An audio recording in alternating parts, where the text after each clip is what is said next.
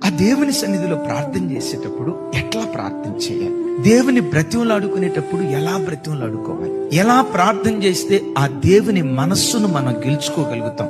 ప్రార్థించటం వేరు, మొరపెట్టడం వేరు.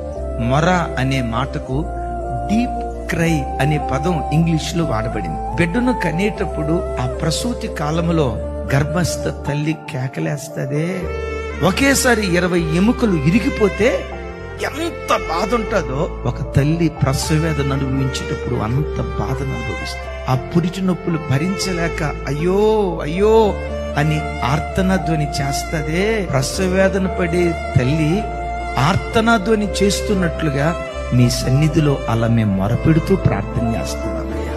అలా మూలుగుతూ ప్రార్థించే ఆ దైవికమైన కృపను కలిగి ఉంటే జీవితంలో ఏం కోల్పోయావో కోల్పోయిన ప్రతిదీ దేవుని సన్నిధి మరలా నీకు అనుగ్రహించు.